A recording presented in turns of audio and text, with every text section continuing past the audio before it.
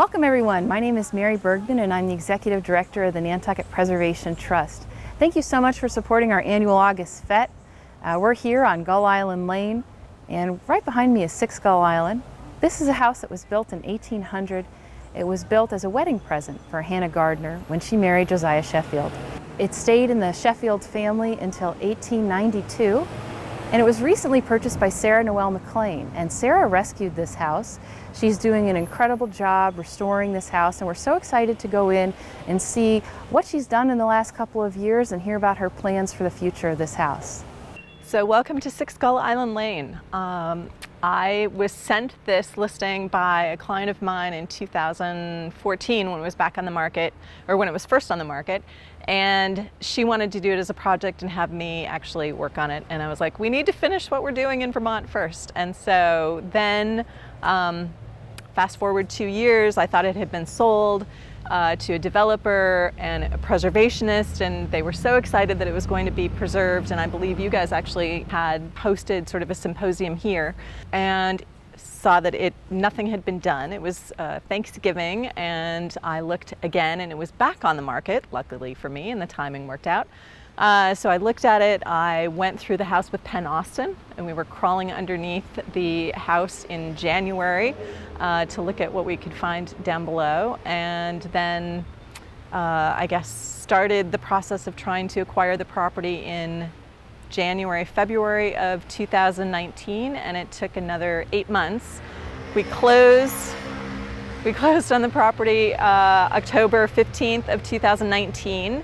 It took a little while. I had people lined up for the preservation carpentry piece of it so that they knew what they were going to do and when they were going to start. And then we started actual deconstruction, and the first thing that came down was the lovely 1950s wart that was put up for a bathroom. And that was actually pulling the floor joist on the 3rd floor out. It was kicking the downstairs sort of foundation in. And it was definitely, every time I stood underneath it, I was afraid it was going to come over on top of me. So that was the first thing we did. And then, so that was January. And then fast forward, March was COVID. Everything got shut down. So we were not building for a while. And then come June of last year, we started the posting and all of the new sills that had to be handmade, which I had a fabulous preservation carpenter who went to the North Bennett Street School, and a number of other guys who also went to the same school who live on island who did that work for me. We repaired all of the sills except for, you can see the original, there's like 10 feet of an original sill that was left. Otherwise, everything else around the house was replaced. A number of the corner posts replaced. We will get to the rafters, sort of the second phase when they come back after the house comes back down. Right now, it's up on cribbing, not to raise the house, but to just stabilize it so that we can keep the chimney mast in place while we put a crawl space underneath the main house. And then the 2 side L's, the side and the rear L, will get foundation. One will get a crawl space, one will get a full foundation as well for the mechanicals. So we're waiting on that. In the meantime, we took the original windows out. All of them were stored, then stripped, sanded, glass was taken out before they were sanded, and sort of housed for safekeeping. They'll all go back in. We've saved everything that we can. Everything on the interior is existing. We're not touching anything. I didn't move a doorway. All the original doors, hardware, transom windows, walls are in place and will continue that way. Anything that we need to do, we'll do from the exterior. So we can remove the sheathing boards, put insulation in, do all of our plumbing and electrical from the exterior before siding goes back on. So what we were able to find when we opened up the inside wall is that the initial door was probably just a simple plank door with transom lights above, which would have been traditional for a typical Nantucket house built at this time. We think probably about 1830, there was sort of a refresh and update, and so the federal fenestration of the new door, and then there's also a top pediment that we took off for safekeeping is in the garage. That will go back on as well. We chose not to restore to a specific date because that would mean that we would sort of lose all of these wonderful architectural details that were added over time. And so I've sort of been a little bit of picking and choosing in terms of what we've, how far back we've decided to go for certain things. And I've tried to go back as far as original in most cases, but in something like this where it's such a beautiful 1830s addition, it didn't make any sense to rip that off just to replace it with something sort of flat. So you can see here the exterior of the plaster and lath. Obviously that all stays, it will get repaired. This corner post was replaced, but the girt on the second floor is original. And you can see all of the hand-planed marks of that girt. And fortunately, it was covered up by the L that was here that was original. Originally, it was a screen and porch. Then they added onto it and winterized it and became sort of a sitting room. That will get actually rebuilt exactly in the same footprint that it was existing. So this is our temporary entrance. So again, typical Nantucket style house, all original stairwell, the trim detail, little sort of waves on the risers. All of the wood was just stripped down. The paint was too far gone. We couldn't save any of that, but I do have chips to show the different colors. There was about 20 of them. In here,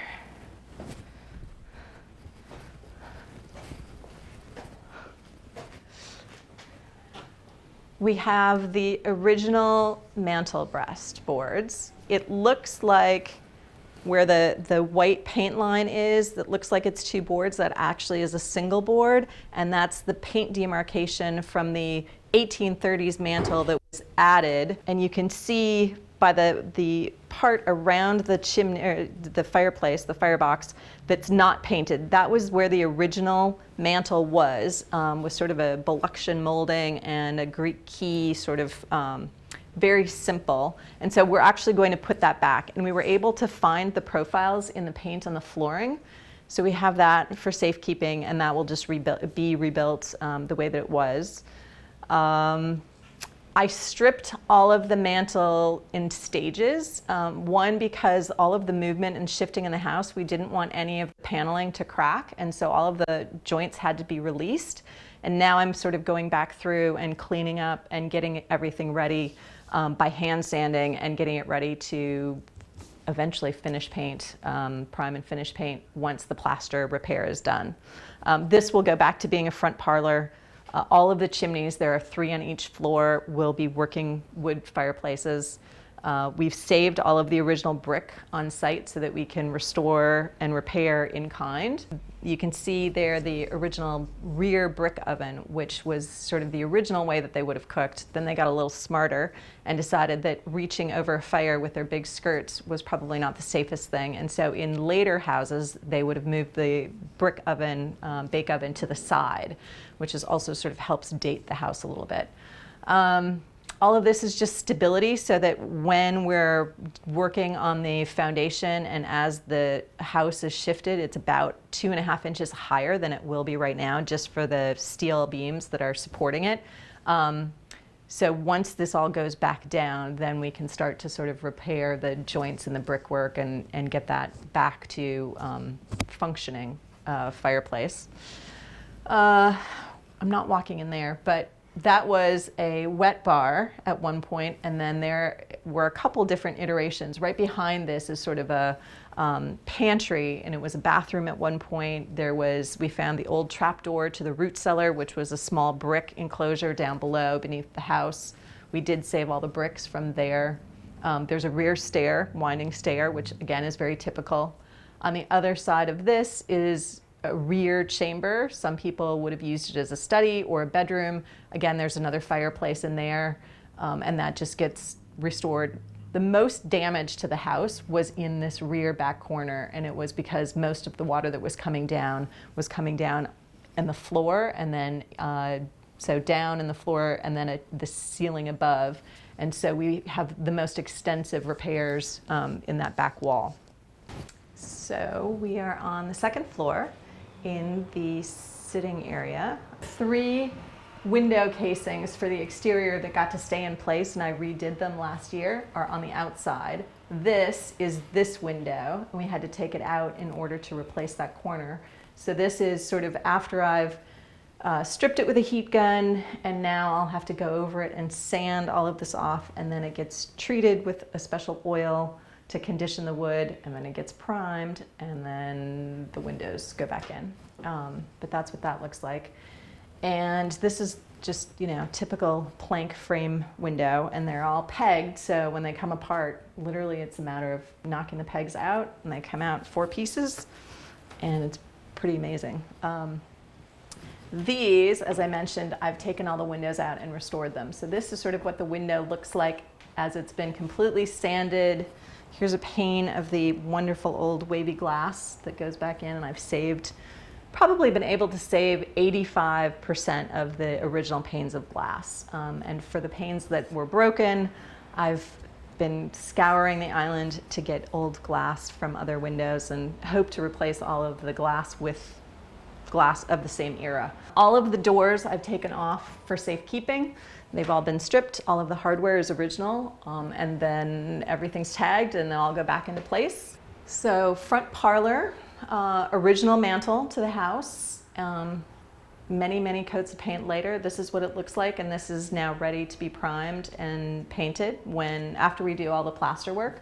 A lot of the plaster, you can see the movement. That's actually because of the lifting. When it comes back down, they'll go back in and they'll, you know, carve out all of those joints, fill them back together.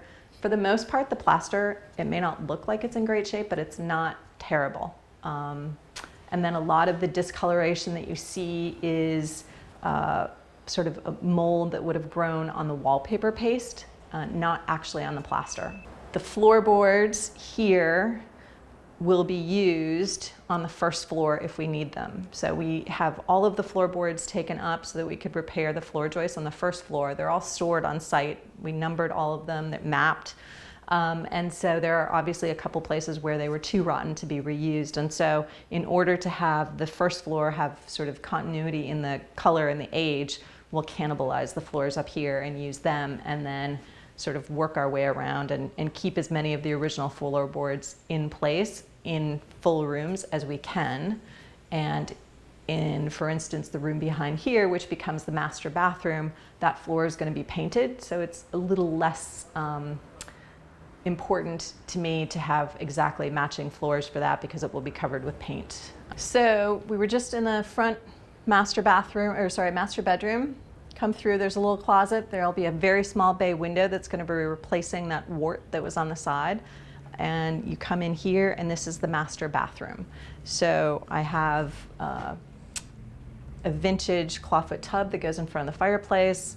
It'll have a nice size shower, a toilet room, and then a double sink in here. And again, this was sort of the room that had the worst damage. So you can sort of see up there the ceiling. A lot of that will have to come down and be repaired because of all of the mold and the water damage in this corner. We call this the middle bedroom. Again, very standard for the layout in a typical Nantucket house.